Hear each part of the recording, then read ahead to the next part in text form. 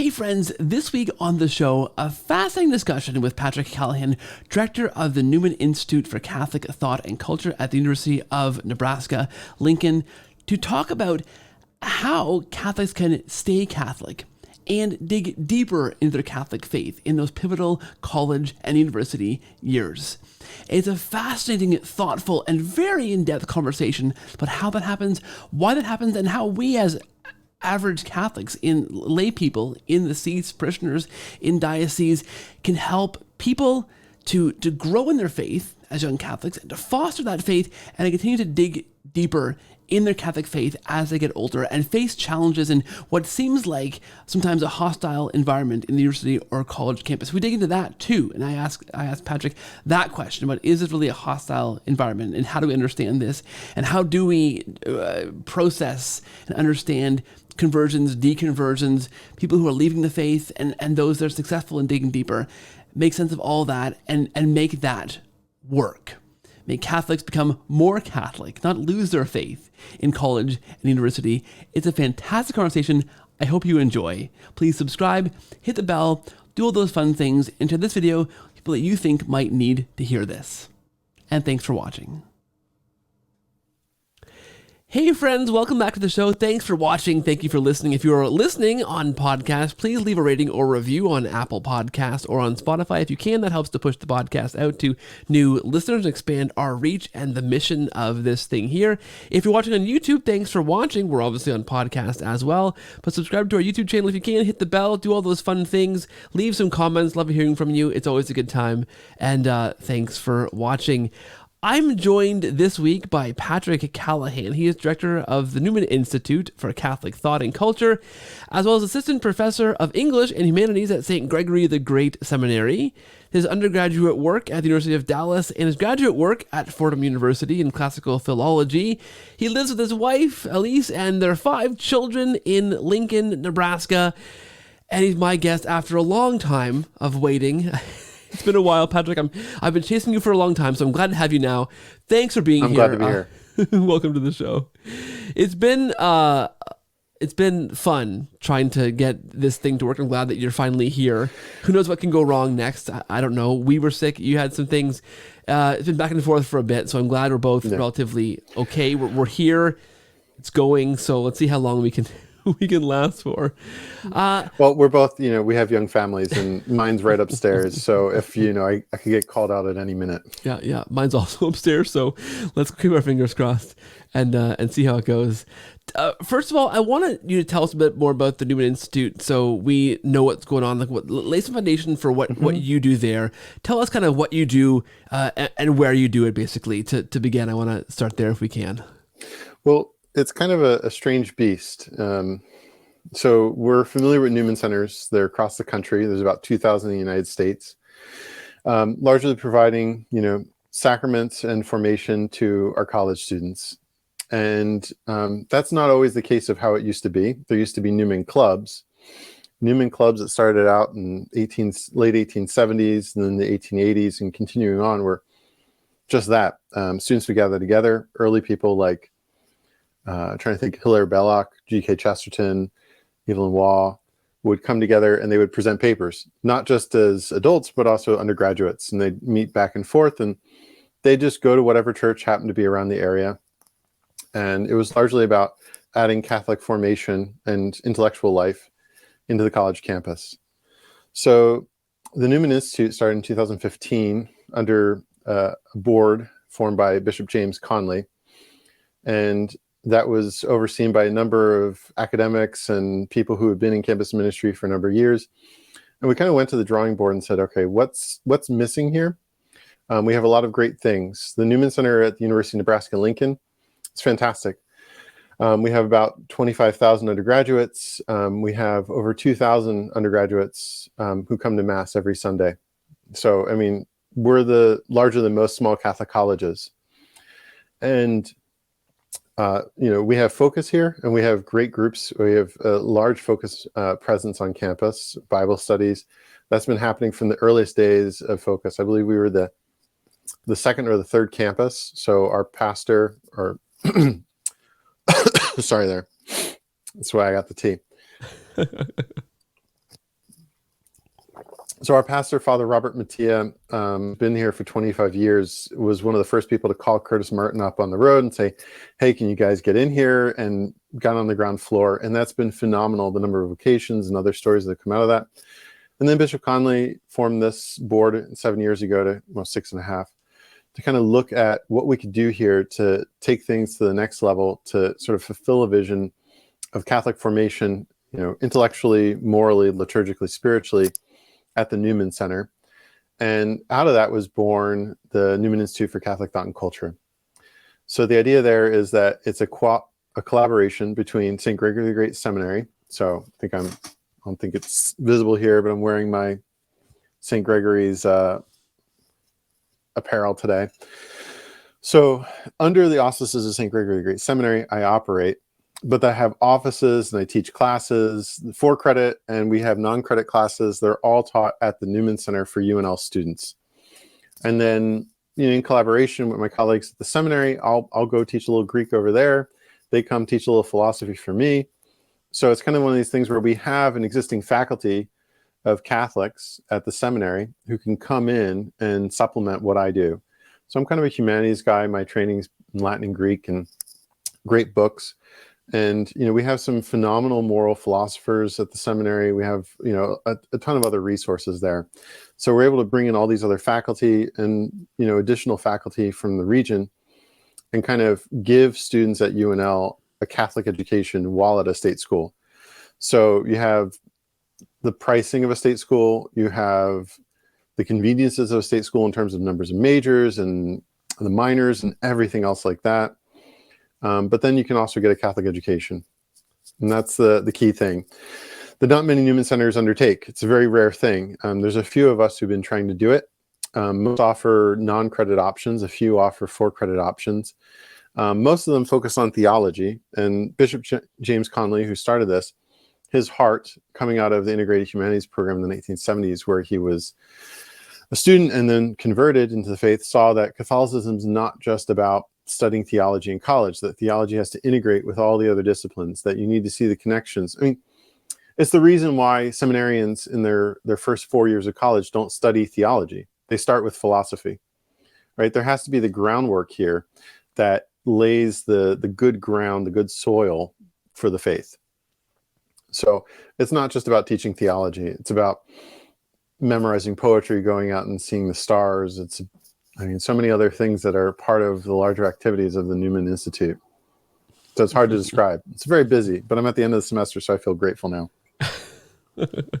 That's fantastic. There's a lot to get into there. The one thing that struck me as you were talking there about the integration, it's not just theology that you're teaching, right? And I took, say for example, my own undergrad career, a history course taught at a Catholic college that was on campus where I went up here in Canada.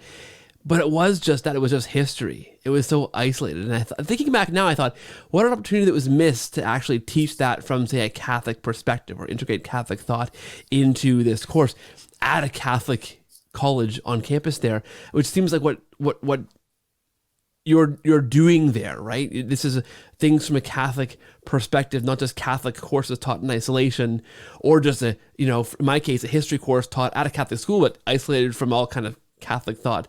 The important thing, I think, is this integration, right? Mm-hmm. And then that welcoming, that reaching out to students on campus. I think that's a phenomenal framework, a phenomenal kind of way of the word. The word's escaping me, but it's about being born in wonder. Yeah. So the idea is that it's not just a head thing. I think the problem with most college students today, that as I've experienced it, even the ones who are very deeply involved in Newman Centers, and I've been on various college campuses. I taught at Wichita State University and Emporia State University. So I've been inside the system, and I've also been associated with Newman Centers.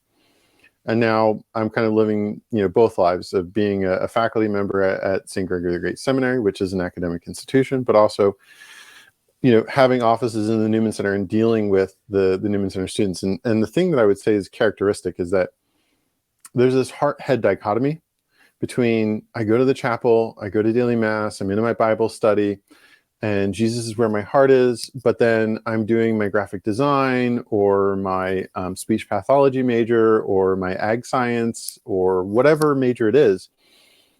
And that classroom engages a whole other part of myself, right? And so there's sort of my brain, which is on campus, and my heart, which is in the chapel. And that's good. But what we're trying to do is restore those two things, right? That what can happen is if you allow that heart-head dichotomy to coexist for a certain length of time, eventually there'll be life events where you can't square one with the other, or you've never been challenged to see the integration of these two things. So it's completely about that. And it's also about just being frivolous at other times. We'll memorize poetry on campus and try to inspire wonder of like the reality of God's creation. So we'll go to the student union, and it's kind of embarrassing for them. So we'll be reciting like something like Keats or something. And there's, the university has these ornamental trees, right? And a lot of them are fruit trees. So beginning a college campus, we'll maybe have a discussion of St. Augustine and the Confessions and going and stealing, the nasty fruit from the peach trees, right? And usually on the Feast of St. Augustine, you can usually get something on campus. And just to scandalize these people as we're walking by and we're reciting poetry, and they're like, what is this group about? And it's like, oh, it's a Catholic class, it's for credit, and we're going to go eat some fruit off of these trees because, God created these things, and we're supposed to honor this creation not by getting it prepackaged and shipped from Chile and Argentina any time of the year I want it. It's about accepting the gifts that God gives us as he provides them seasonally. So that also helps them enter into sort of like the liturgical rhythm and spirit that the church is trying to teach you, which is also part of the well-ordered life, right? Of understanding that it's not about having everything all the time and the inconveniences that we suffer, right? When bananas are not on sale, right? Instead, going back to this older rhythm of life, which then makes you appreciate that. It's the same sort of thing that my family works in construction. And so when I was a young man, I did a lot of windows and doors and other sort of construction business type stuff. And it was a hard day's work. And those are the best lunches I ate, right? The sitting down on the work site, putting everything aside and just really taking pleasure in the thing that God gave you. And I think that same spirit of engaging reality is missing from a lot of our academic work. So it's kind of fun to have an academic program that's about trying to re-engage students in that, which is then a propedeutic, right? That is, it's a foregrounding before you actually teach them, right? That if I just give you the gospel message, right, and I just recite, the creed or whatever it is, or I just do, the quote unquote trendy thing these days of the basic gospel message. If you don't have an experience of reality, then you don't know that you need Jesus. So, don't stop, preach it. That's fantastic. Well, I mean, when you think about that, is do we actually have a sense of original sin, right? In this world where everything is kind of, I look around it and it's this sort of Alice through the looking glass dystopian, like everything for me. I understand that smartphones and the black mirror of the computer and everything like this are this weird thing that's disengaging me from reality and is an anti-sacrament, right? When you think about that. And so we're trying to re-sacramentalize the world, re-enchant the world for these students. And then you can talk about a God who came into the world and what does that mean? So, and it's been really difficult these last few years with the coronavirus and COVID-19 with these college students. They've been so detached from the world, and the incentives to detach from the world are so high. The stakes are so difficult in order to engage with reality that it almost becomes too difficult. This is why they're not dating as much. Things that we see as sort of problematic of, over drinking, use of drugs and sex and everything else. This culture right now, the current students, which again, sort of reality, fun things, like I'm going to give you a little pet peeve here of mine, is that I'm a millennial and I'm turning 40 this weekend, right? And so it's really funny to hear, people in the church be like, we got to get to these millennials these days. I'm like, no. Millennials are the ones who have children in middle school right now. It's a whole other generation, and it's a whole other mindset that we're dealing with. And it's a whole other challenge. They're so detached from reality, and the stakes are just so difficult that I run this virtue class for college pledges and fraternities. So two fraternity classes. And, I ask them sort of what are the problems that they're dealing with today. And it's not the typical things. We talk about courage, we talk about honesty, we talk about a lot of the other traditional virtues. And the number one impediment to so many of them is this crippling anxiety, this amount of choices that they have, and the fear that one single choice is going to cascade them into this, completely ruin their lives, right? That someone's going to post something online and it's going to ruin you, right? The sort of need voyeuristically to engage in the culture, to get on Snapchat. Sorry, I just showed my age there, calling it Snapchat, right? TikTok, or whatever, whatever other platforms people are using, right? And to watch other people. But anytime that you want to present yourself, it has to be very carefully curated. And even then, there's this high level of anxiety there that not enough people are liking this, not enough people are sharing this. And, talking about the perennial things in these classes is often something that's refreshing for them, right? That they're so engaged in presentism of what is going on right in the moment, that it's often just a beautiful thing to read these ancient texts and say, it's okay. Whatever you think is your concern right now, we've dealt with it before. And we have answers and possible solutions, and you're not alone. And I think that's the biggest thing for them, is this idea of being connected, right? In so many levels, which are no actual authentic friendships, right? And that's really what Bishop Conley will talk about this. And that's what the Newman Institute exists for, is authentic friendship in some ways, right? That's the undergraduate experience. Graduate school is for your professional degree, and it's to maybe kill a little of your soul as you're getting on into it. But New York City and writing but there's that experience of graduate school, which is a professional degree, and then there's the undergraduate experience, which we've kind of lost that sense of it's okay to make friends, to take interesting electives, to kind of just find your way, and you're going to graduate, and it's not the end of the world. I think, we've lost this sense of, all right, I'm going on to graduate school. That's part of my career. Why don't I take a second to look at some of the statistics about admissions to the graduate school of my choice? Maybe I'll start to notice some interesting things there, where the students who are admitted to the school of their choice are often these humanities majors, students who are engaged with the sort of perennial issues, and the inability for people to adapt in the current environment and work is largely driven by the fact that they've trained for a job in undergraduate that no longer exists by the time that they are in the workplace.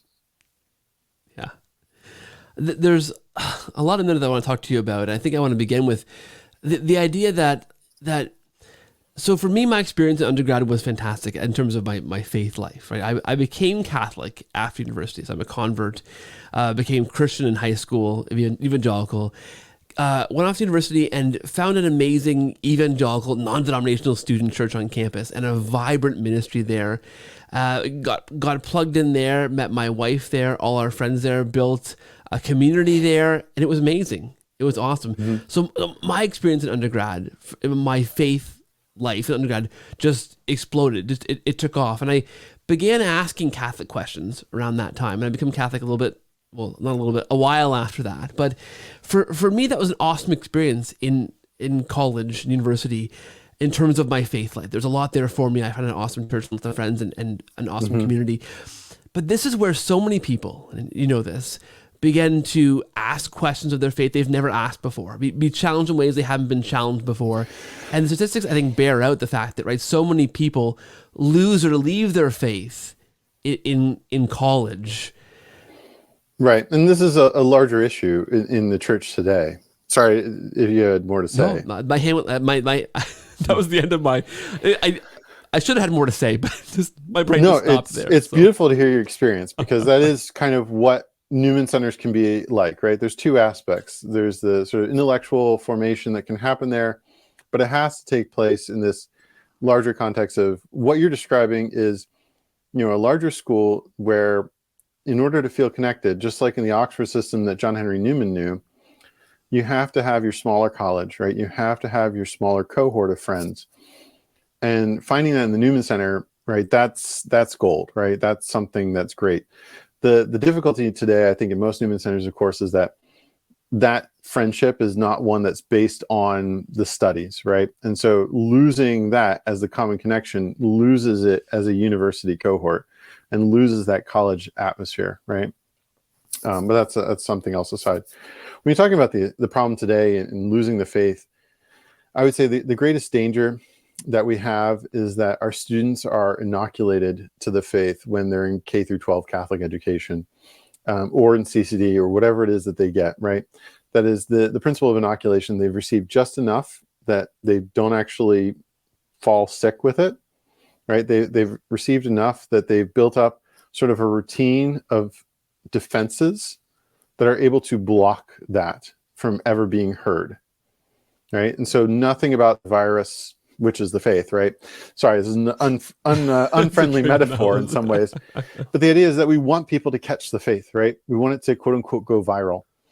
And in order for that to happen, right, we can't have these inoculated students. And so one of the difficulties is that students come to the college campus and they're not engaged in a realistic way about the deeper questions of the faith. That we keep campus ministry as something that's, and I'm just going to put my cards on the table here, like happy, clappy, right? Let's read the Bible and say what we feel about the Bible without actually engaging sort of like, hey, how does the church ask us to read the Bible? What are the resources that we're university students? You do papers, right? You should be, because you're admitted, capable enough to going up and opening a catechism and saying, what are all these footnotes doing in here? And then saying, oh my gosh, they're sources, right? This is the treasures of the church. It's not just like the catechism that I read in K through 12 education. There's reading the saints. There's reading the magisterial documents. You know, if I'm reading the Bible and I'm running a Bible study and I'm a university student and we're busy. We all say that we're busy. And of course, you're university students who don't actually have children. So you think that you're busy, but it's negotiable. Talk to me in 10 years. But as a university student, there's so many resources in sort of Catholic exegesis that you could go to and have an intentionality of saying, all right, I'm going to open up this passage from Acts with my Bible study today. And instead of just me randomly spitting out what I feel about Acts, right, which again is kind of one of the lower ways of trying to understand it. Again, there's a literal, right, then there's the moral. But then trying to go into the riches of what the church produces and say, okay, well, actually, there are all these tools for me as an adult to understand what the Bible means and to read it as the church says. Otherwise, you know, it's, sorry, a pet peeve of mine. So I like to apply, and I also like Chaucer. So during the time of Chaucer, one of the things that you read in The Wife of Bath and some of these other stories is allusions to the heresy of Lollardism in England at the time. And there were many things that Lollards did, but one of the other things that Lollards did is they ran Bible studies where they had no sort of connection to the church's way in which we read scripture. And so when I encounter modern, you know, college Bible studies, they're just like, we just sit around, we read, we say whatever we feel like, you know, it must be right because it's the Bible. And it's like, that's Lollardy, you know, and of course, I'm a little more tactful than that. But with you, I'm going to just call it what it is. Oh, it's fantastic. And that's so I guess my question is, how do you break through that to begin with? Because, okay, you get them into the institute, you get them taking these classes and, I mean, opening their eyes with wonder, the natural world, the great texts, looking at philosophy and theology, integrating those things into their Catholic life. That's awesome. How do you get those guys into the door though?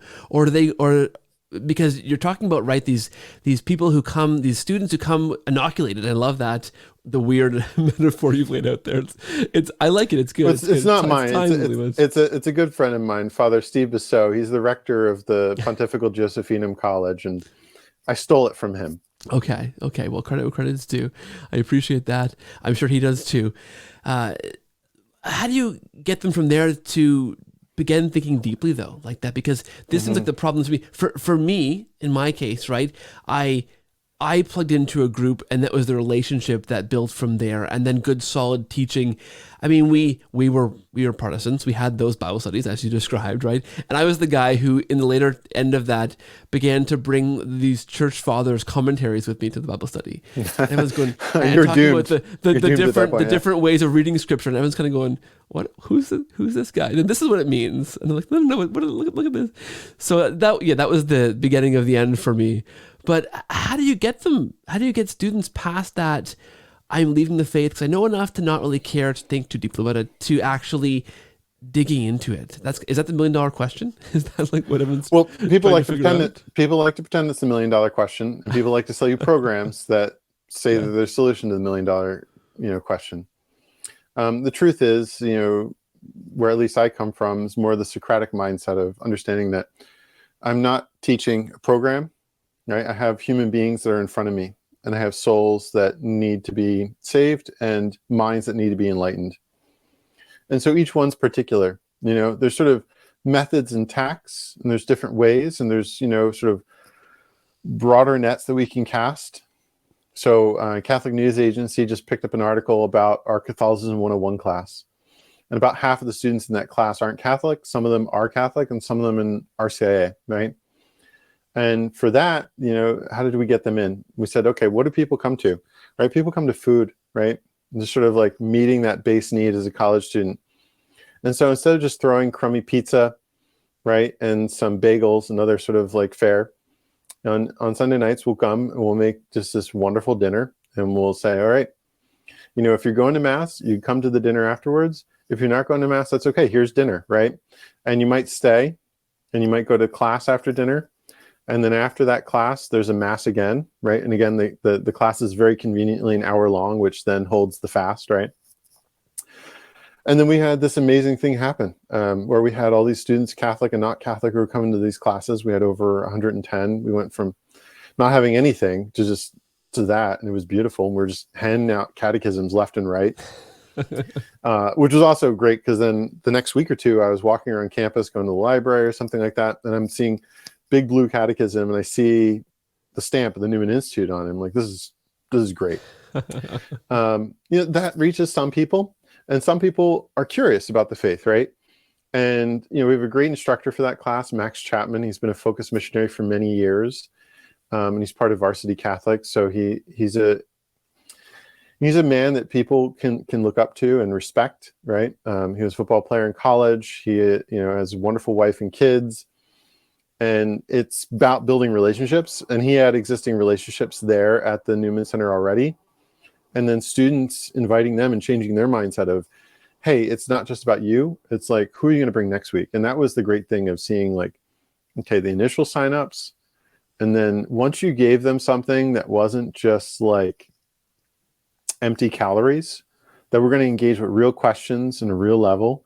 And we're going to say, oh, you know what? I love, there was a great story of Max was teaching class, and one of the Protestants in class was challenging him on the scripture passages that he said. And at first he was able to deflect and say, well, actually, it still only happened once because it's a synoptic passage that, yes, it's also in Matthew, but, it's a singular moment, right? Because it's this. And then there was another moment where he said, you know what? I'm going to have to come back to you.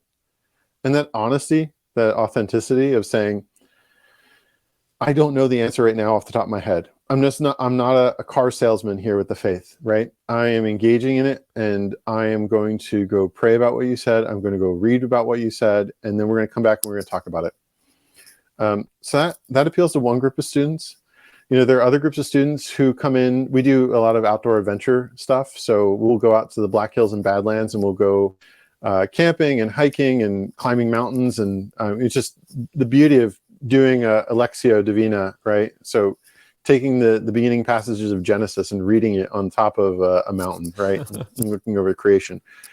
And, sort of have a few students who are formed in that, and then invite their friends who are not formed in that. Hey, do you want to go hiking with me for a few days, right? And then when we're hiking, we're going to pray. And then when we're on top of the mountain, I'm going to read you the story of creation, and you may receive it for the first time. You've heard it many times, but this is the first time that you're actually going to receive it. The understanding of God as creator, right, actually is something that you experientially know And so it's not just about knowledge that is in the head, right? It's about the whole person coming to know God as creator. And then there are other experiences as well. We offer these 4 credit classes that are in great books, right? So a lot of these colleges are abandoning the humanities in droves, right? And, if you're getting something, it's going to be like so maybe we're reading a good author. Maybe we're reading something like Virginia Woolf, but it's just going to be like her Images of the City in Virginia Woolf, right? You're not actually reading any complete work of novel. You're reading tons of secondary literature and theory. And I went to graduate school. I did all the theory. That's great. But at the same time, it's not maybe what an undergraduate is ready for. And so students are hungry for that great literature, those great works of philosophy, history, poetry, and the integration of all of them. And so for some of the students, that's the way that they've come to these classes. So I've had students who come to these classes because they have a hunger for the great tradition. And then that great tradition poses some questions that you find in Homer continue into, St. Augustine and then Shakespeare and others. And I'll have students who plop down in my office and be like, I think I need to talk to you about something else besides class. And I'm like, that's okay. It's great. We'll take you as you are, right? And we'll walk with you on that journey. So it's not a silver bullet. I mean, the Newman Institute exists in that way, that it's not a program that you have sort of step 1, 2, 3, and 4, right? And so it's intensive, and it requires a lot of work and a lot of faculty and a lot of resources in order to gather up all these students and to meet them where they're at in their career and their life, and invite them into the riches of the Catholic tradition. Yeah, you sound busy. We're very busy. It's amazing to go from like, coming up with textual notes for, say, like a passage of scripture and reading the Greek, and then be like, oh no, I need to make like dinner for 100 people. I think that's wonderful. And I love that different aspects of that draw people in, right? That there is this relational thing that's building, and obviously very successful, inviting people in and building a community like that. And also the idea of also building this community outdoors, and then offering these courses that people can kind of come in and access at their own, of their own choice, but exposing them to these big ideas and the connections between these great works and works of and famous Catholic saints and thinkers. I think that's awesome. The variety of stuff. I had a philosophy of religion class once. It's like a 200 level undergrad course taught at the United College on campus of this university here. And we have a bunch of those different colleges there on campus, similar to, that older Oxford kind of style. This was the United Church College that taught this philosophy of religion course. And twice a year, for no reason whatsoever that I could discern, the prof, who was president of the college, just had this amazing spread of food for us. We'd get there at 9 a.m. on a Friday morning. Everyone's feeling a little tired, ready for the weekend, but here we are. And we'd open the doors, and there's this beautiful spread of food for us on this table. And it wasn't like, as you said, it wasn't just bagels, warmed up bagels. It was good breakfast food. And I remember thinking back then, as a starving quote unquote student, right, so busy, no time for anything. Again, now we have kids, it's my different perspective. Yeah. But I felt very busy, and I felt very starving back then. Although I had a lot of money, it turns out, in hindsight, and I had a lot of time in my hands.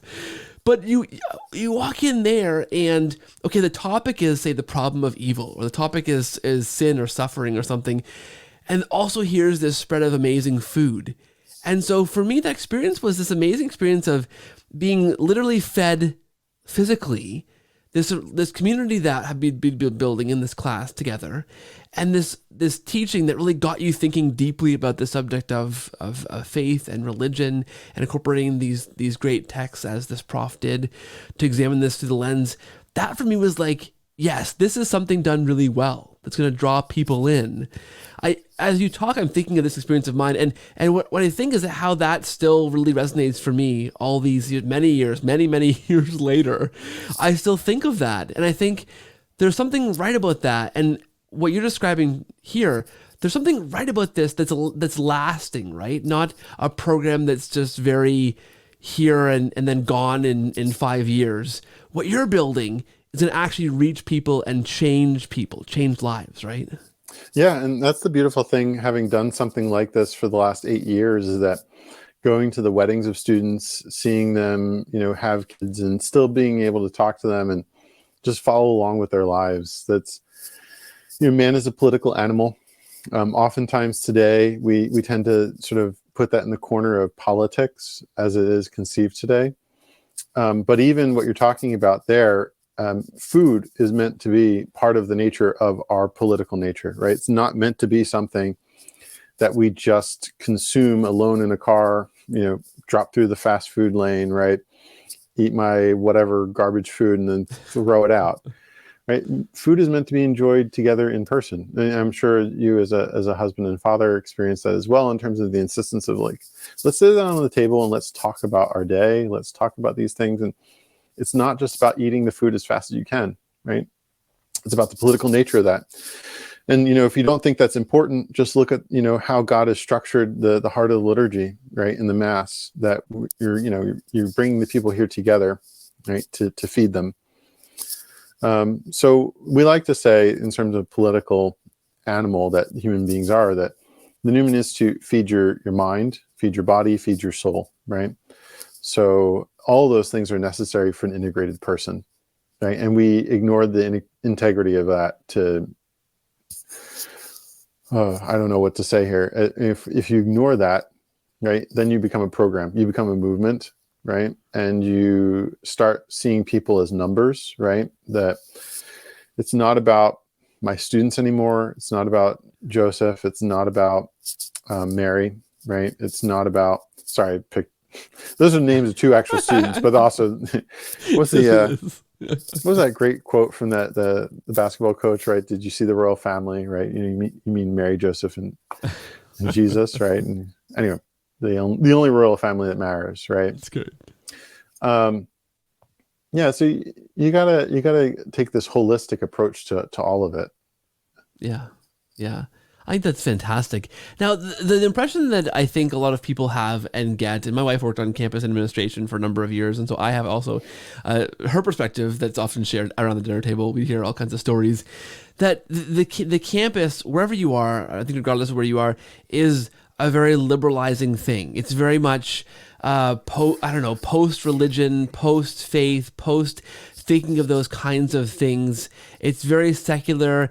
It's built to be a machine that's going to suck the faith out of people, because there's just no room for those kind of thoughts on campus anymore. Certainly feels true in a lot of places up here in Canada. We're a bit ahead of the curve in terms of the States, and more, I think, towards the trajectory that Europe is on, maybe. But is this, like, from your perspective on the ground, is this the case? Is it inevitable that somebody who goes off to college is going to have that faith sucked out of them as the default? Like, is that the experience that you're seeing on the ground?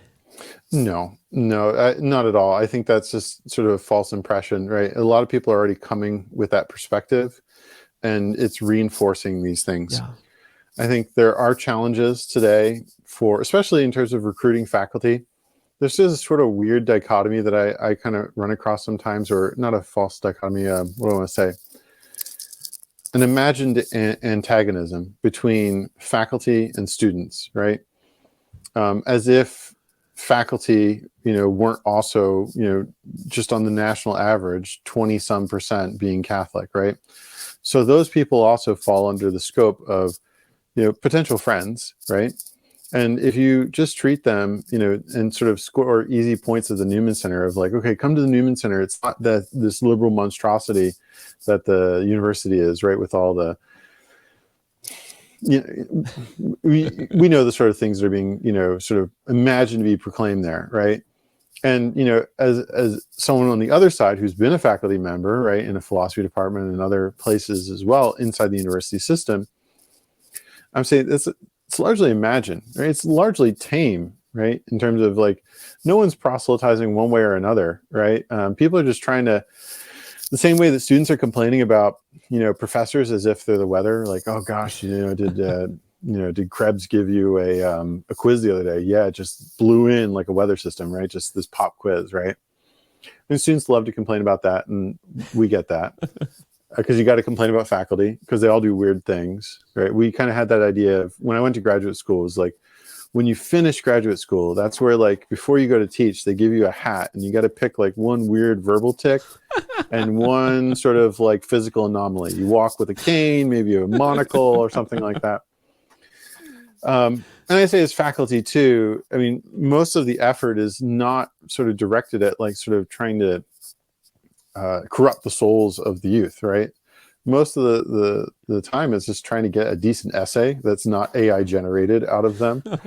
And there are ways in which, look, that whole issue is a whole other thing where we've just, there's a lack of freedom among faculty in terms of thinking outside the box of the ways that we teach and the ways that we grade and the ways that we view the classroom, right? To think that, like, okay, I got to churn out like 5 papers and then a final and a midterm and then I'm done, right? As opposed to thinking, all right, well, if I have my students memorize a sonnet by Shakespeare, maybe that can take the place of a 4 to 5 page paper, because that 4 to 5 page paper, and many faculty have experienced this, and I experienced it early in my career, maybe when I was less good at teaching.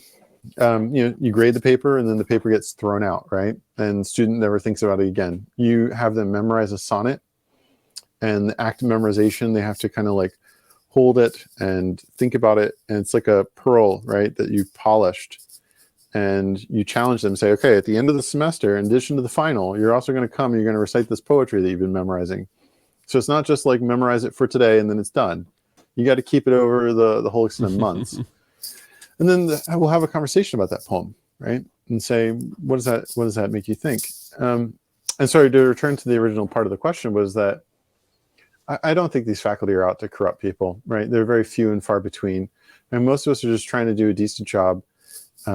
We feel isolated, right? Same way that students do, right? And you feel like you don't have the freedom to say these sorts of things that, draw from maybe your faith. And of course, teaching at a state school, you're not supposed to explicitly do that anyway.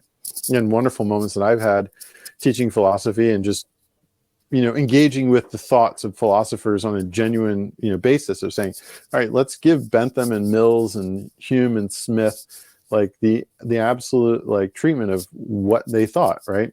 Again, just as a good Thomistic philosopher would do, you don't straw man everyone else's argument, right? You come out with the objections and you give the best possible objections. And in fact, the same way with Aquinas, that you want to state the principles and the ideas of your opponent as clear as possible, clearer even than your opponent perhaps can conceive of them.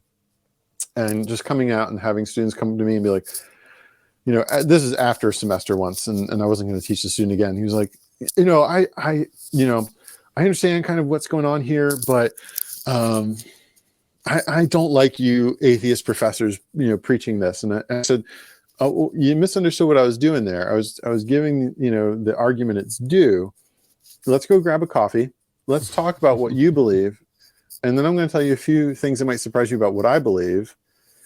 I think there are a lot of faculty who are waiting for moments like that and who have moments like that. We once did this faculty forum when I was working at Emporia State University called Reditus, where we had faculty from, again, not just Catholics, believers of one sort or another, come and talk about the intersection of their faith and their research. But it has to happen off campus, right? And I think the thing is that we need to create spaces as a church for these conversations. If we set up the university as the enemy, we're not doing anyone a good service, right? And just amazing conversations that come out of that. Faculty who are very intelligent and very smart, but who've never been invited to give their reflections on these sorts of topics. We had one amazing professor, she's a mathematician who studies infinities, right? She was talking about how the study of infinities and the different sizes of infinities, right, helps her in her contemplation of the nature of God. And things that just blow my mind, research topics in areas that I don't think about. And I think, it's maybe over the years, if they see themselves as the enemy of campus ministry and campus ministry treats them like the enemy, instead of building bridges, instead of saying, hey, that's a really interesting topic, I'd love for you to come give a talk about that to our students, right? And maybe be a little more explicit about that. So we have a faculty member, not Catholic, who's going to give a talk this coming spring on Jane Austen and religion, right? And again, it's one of these things where it's just we try to score points with the students by, of course, a lot of students, the faculty are, again, I get good reviews, but for other faculty, sometimes they're kind of treated as the enemy, right? Sort of like this antagonism, right? This false conception of like, they're trying to prevent me from getting whatever grade it is, right? And so an easy win for campus ministry is to treat the faculty as if they're also the enemy, right? Say, hey, we're on your side, students, right? Gosh, they're so hard, right? How dare they give you quizzes and tests and papers and actually test your knowledge and ask you to grow as a person. That's fantastic. You talk a lot about the integrated person, and that one of the goals of the Newman Institute is fostering that kind of idea. And I think, gosh, how unintegrated I was when I began my undergrad career, right? And a lot of these students coming to campus wouldn't I don't think even be thinking or approaching things that way. You talk about the inoculation, right? So for them, the Catholic faith might be this kind of compartmentalized thing that they did over here, maybe growing up. They've learned about it from K through K to 8, maybe in high school a little bit. They had the sacraments, but then that's kind of where it ends. And oftentimes, I mean, that's a whole other subject. We kind of surrender the sacraments at the end there. We kind of surrender to this inertia of, okay, they've been confirmed, that's the end, and they're gone, and that's okay. Yeah, Catholic graduation. Yeah, right. That's a problem. But how do you get them then to I don't know, begin to realize that the goal of the Catholic faith, the goal of why we're here on earth, why we're created, is to become that integrated person? How do you get people to thirst for that, to begin to want that and break out of that college mindset of maybe just I'm doing my papers, I'm then going to party, or I'm doing this, then I'm doing this? How do you foster that? I'll be honest, it's friendship. Yeah. And there are different kinds of friendships. And I think we do a great disservice in the way that we run Newman Centers by segregating them of 18 to 22-year-olds, right, as this own population who exists outside of the authentic friendship that can happen not only between them, but between faculty and families and other things else. I mean, early Newman clubs, students would often go to whatever local parish there was. And so they were part of parish life, right? This idea of creating sort of campus ministry as its own, hey, we're just going to have mass just for these people from 18 to 22. So we're taking away a lot of the sacramental integrity of the church, right? No baptisms, certainly no funerals, right? So death is not present, right? So we get to pretend that doesn't exist, which is a whole other problem in terms of like actually communicating, okay, well, look, you're going to die one day. These are the consequences. These are the wages of sin. And you have decisions that you need to make, right? And so by running campus ministry as if it's just a party club, right? Or pizza night for 18 to 22-year-olds, I mean, that's just not going to be something that leads to sort of the level of commitment, right, that sees and suffers the slings and arrows of outrageous fortune, right? When those tough times come and all you have is cotton candy Jesus, then sorry, but when all you have is that, right, it's gonna melt, right? Yeah. In those storms, Yeah. right. What you need is the rock, and that comes in sort of seeing the larger aspects of life. And I think, having Socratic friendships and dialogues, again, different kind of friendship altogether. It's not a colleague friendship, right? It's not the friendship of pleasure that Aristotle talks about, which is so common among those who are younger, right? But understanding that I see this higher truth and I'm desiring it, and I'm going to invite you on this path along with it, and we're on this together, right? And then to see as well that there can be other kinds of friendships too, right, between lower classmen and upperclassmen that are built on virtue and not just on friendships of pleasure, right, or utility, right? That this is the larger problem that we have of building integrity of life, right? Because there is no integrity of life when everything and everyone around you is in this little bubble of the beautiful people, right?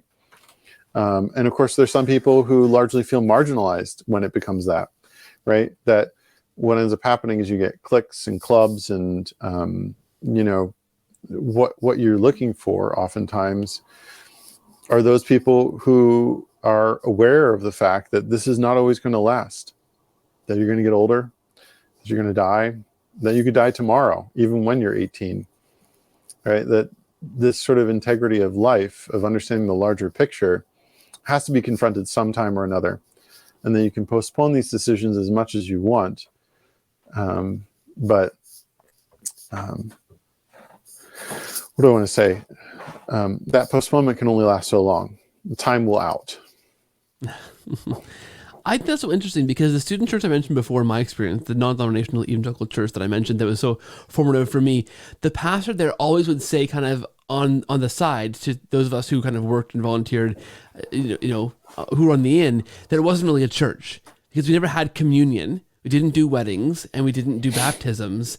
We didn't have sacraments at all. But even in that evangelical Protestant kind of lens, the pastor didn't believe we were a real church because we weren't doing those things that would make it into a church. So I think that's so interesting that you also commented on that, and the need to draw people into that deeper, bigger thing, right? That what you're doing as a student isn't just studenty things, but you're doing those things in a larger community and having to interact with other people that you aren't maybe used to, that maybe is uncomfortable, or seeing things that make you uncomfortable, like a funeral happening over here, right? Or a baptism of a baby. That'll change my life. Having to think that those kind of things through and experience those things, right? Grounds a person a bit deeper than just doing studenty things. Does that make sense? And you might have some people who are graduate students and people who linger on who have young children, but what you don't normally see at a Newman Center or in these sorts of parishes is like the angst and the drama of having a tween or a teenager or something like that. Like at first, as a young faculty member, coming into a Newman Center with my family when we had like a 3-year-old and a 1-year-old, right? Or just a newborn baby. It's so cute, right? But now that, we have these older kids, it's like, no, there's a larger reality that like, it's not always, just all puppy dogs and kittens, right? And that's not what married life is, right? I love seeing, again, and love in the sarcastic way, marriage advice from like these, influencer Catholics who maybe been married 1 year or something like that, and talking about like conflict with spouses. And it's like, you've not actually been in the trenches yet. Sorry, maybe there are, maybe I don't understand the circumstances, but nonetheless, it's just something that students aren't really exposed to a lot of the time.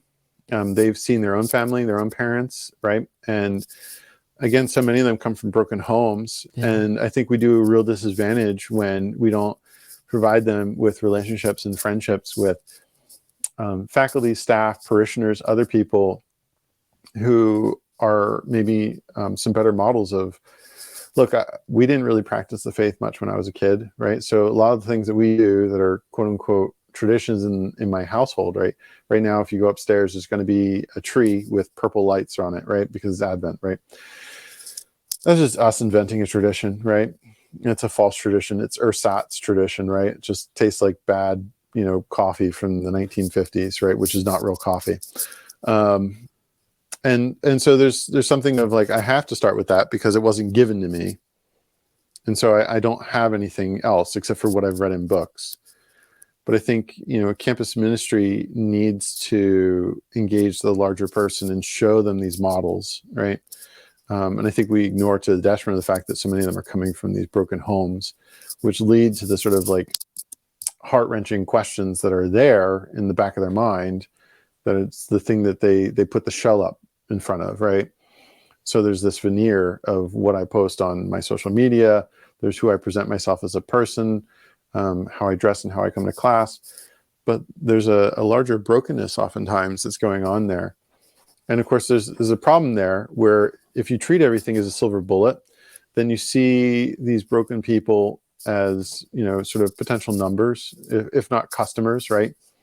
We sometimes get, as a Newman Center, these people who are influencers who want to come and we'll come talk for free. But then, if students want life coaching from us or something like this, they'll pay us several thousands of dollars. And it's like, you're just taking advantage of broken people, right? You're not actually trying to come in there, be present with them, walk with them for an extended period of time, and then help them recover an integrity of life that then says, okay, now you're off on your own, right? I've helped you as much as I can, right? You're welcome to come back and be formed more, but really what it's about is trying to form them for the rest of their lives. So it's not about sort of just getting the maximum number of people into whatever thing. I mean, so while the numbers are good here in terms of students participating and everything, it's not about that. I think it's the individual students who have their own story of coming to the faith and coming to realization of the deeper truths of the Catholic tradition, right? That are the important aspect. I know it sounds like a cliche, but it's what's there. I mean, we do this different thing. Father Rolling, who's our academic dean at St. Gregory's, he also teaches our philosophy class. And he taught our philosophy of religion class last spring.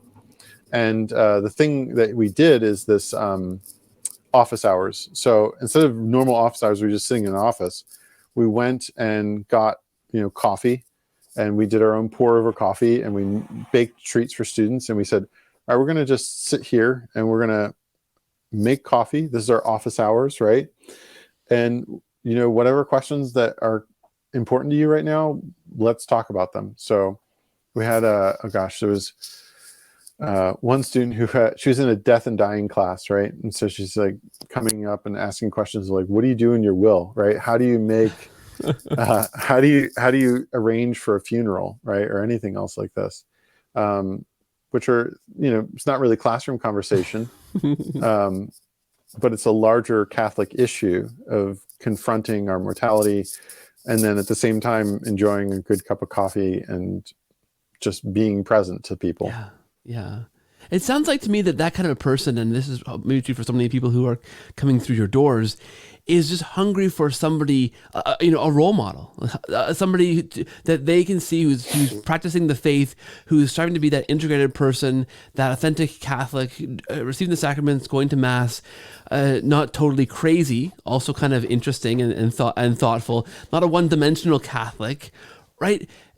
They see someone like that, and they're going to gravitate towards a person like that and ask questions, and that's that jumping off point to then deepen their faith, right? That's the ancient model of evangelization, right? But it's in modern times. But the important thing about it too is, right, that I have to have that Pauline perspective of like, it may start with a personal fascination, or sort of like, hey, that person seems to know something that seems more grounded. But if it stops at me, right, I think it's one of the worst things that happens in some of these programs is they become personality cults, right? Right. Yeah. Where again, by having the great books in our programs, right, it's kind of baked in there that it's not about Professor Callahan. It's about Homer. It's about Shakespeare. It's about St. Paul and Jesus, right?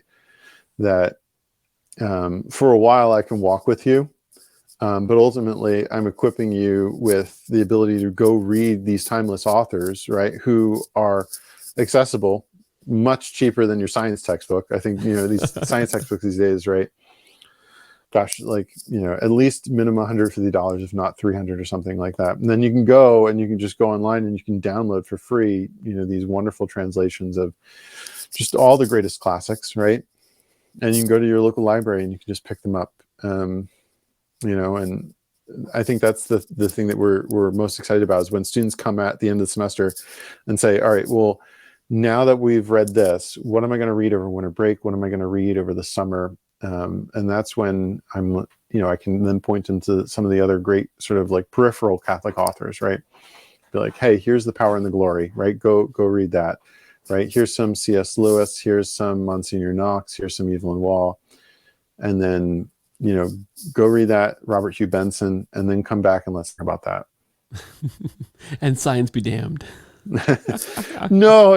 I mean, and quite honestly, I mean, so many of the majors who come in, right, are these science majors, and I think there's a grounding in reality that comes from the sciences that makes them open to the truth. So even though, a large amount of what I do is teach the humanities, I would say these science majors are often the ones who don't have to be brought to the fact that there is some sort of objective reality out there. And then what the humanities do is say, okay, well, there's this objective reality, but let's talk about the why, right? So you have the what. Yeah. Yeah. And I'm sure too, I have a brother-in-law who's an engineer and friends who are engineers, and those kinds of programs are just crazy intense. So, and one-dimensional, right? So the relief of being able to, oh my gosh, take this course and this other thing here and think about other things beyond my little narrow, because you can get crazy compartmentalized, right? In your field, in your discipline, to the detriment of everything else, and stop thinking of those things sometimes, of those thoughts that expand your brain and connect you back to reality if you're just doing this one thing here, right? So that's probably a relief sometimes to think about other things, right? It is. And it's, the modern university is so hyper specialized, right? Yeah. That, like, when I went to graduate school, I wrote on the Pindaric scholia, right? So something like no one's ever really heard of Pindar, much less the early commentaries that were written by people like, Aristarchus and Didymus, and I'm just throwing out names here, and I could just make up, other sort of Greek and Roman sounding names. You'd probably believe me, right? But no one really reads that stuff. I mean, it is high stakes. There's something beautiful in what I worked in. I see the integration. I work in multi-textuality of textual traditions, right? So there's a multiplicity of authors who wrote commentaries, and then these commentaries are all combined, and then they form one text. But this one text has many iterations and forms. And what do you mean that it's one text? Where then I can go to the Bible and I can talk about the multitextuality of the Bible, right? So again, reading it with the magisterial eyes of the church, but also understanding that over time, there's been many forms that it's taken of just the Pentateuch by itself, right? Reading the larger canon in the Old Testament, then going and seeing, all right, well, here's the textual tradition, and here's the Old Latin, and here's the New Latin. Saint Augustine's mad at Saint Jerome because he doesn't like the New Latin, and Saint Jerome's kind of, how much Hebrew did you study, St. Augustine? Putting him in his place, slapping him around like you should. St. Jerome was my patron, so I kind of take his side in the St. Jerome, St. Augustine debate.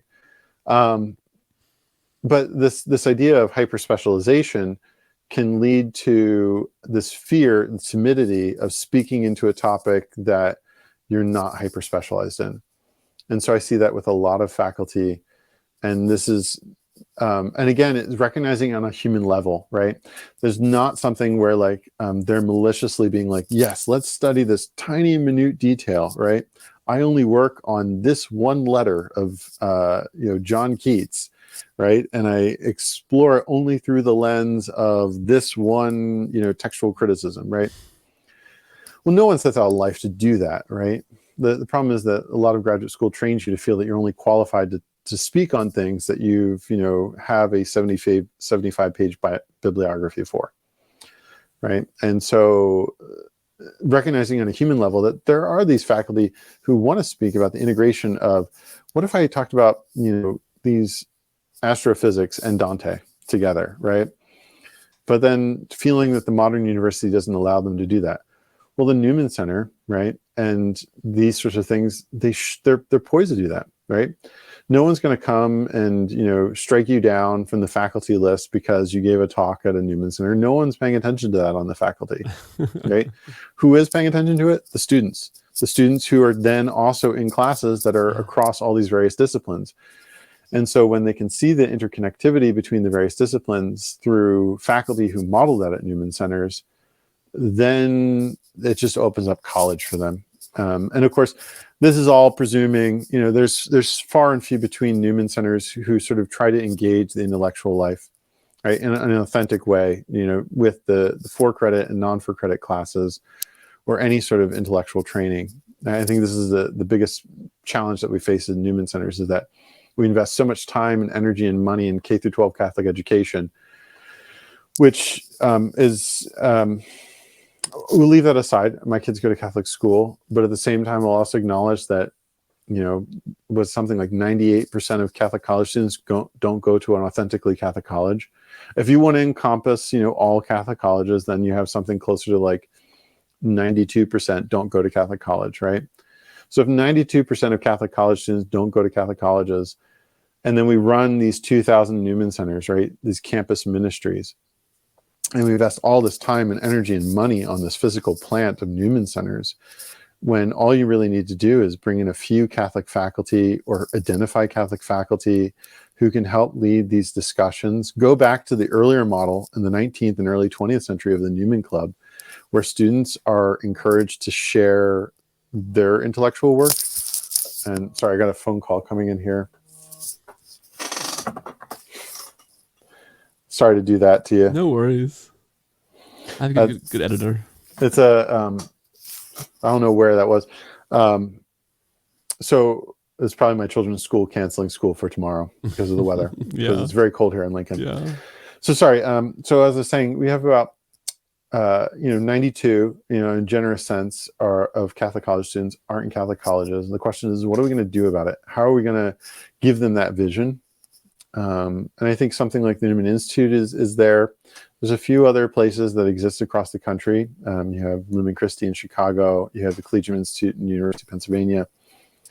But largely large state schools, secular schools, where you have tens of thousands of students and often thousands, if not tens of thousands of Catholic students. We give them the sacraments, and then, that's it. We don't speak to anything else deeper in their life as students. Sorry, I'm on my hobby horse here, but the way I see it is that, it was like a military chaplaincy that never once addresses the fact that everyone who's being served by the military chaplaincy is in the military, right? So if all we do are pizza, soda, sacraments, and Bible studies, and we don't talk about the fact that everyone here is a university student and they're all doing advanced academic work, what are we doing? Yeah. Yeah. Sorry, I could be a little cruel about it, but I mean, just try to make it in steep terms that these are the stakes, and we invest all this time and energy in K through 12 Catholic education in the United States, and then we say, well, the students have their choice whether to go to a Catholic school or a state school, and they made their choice, and they can sleep in that bed, and we'll make sure that there's a priest there to make sure that there's the sacraments, and that's kind of it. Yeah. Sounds like you have a different model. No, sorry, we do. Sorry, I'm getting on my shtick here, but no, the idea is that we don't need, as the Catholic Church, to be teaching graphic design. We don't need, as the Catholic Church, to be teaching astrophysics.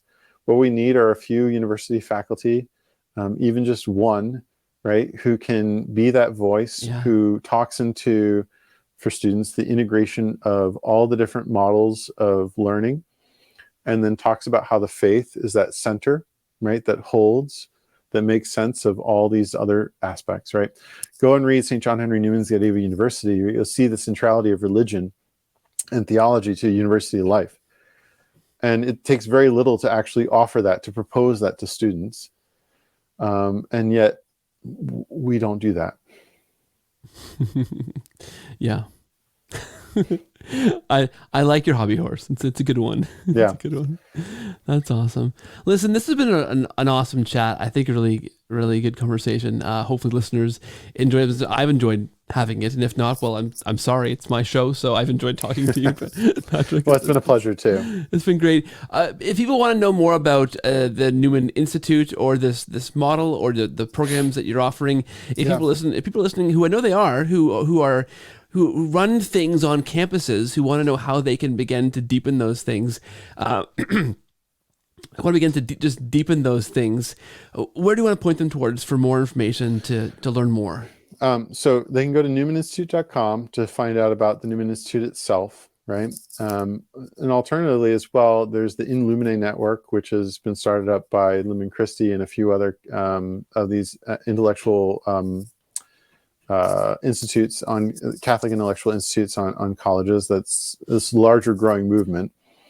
But if someone runs a campus ministry and they want to talk about real, authentic intellectual formation that can be transformative and evangelizing, they're more than welcome to reach out to me, and we can arrange to have some conversations about how to set something up like that.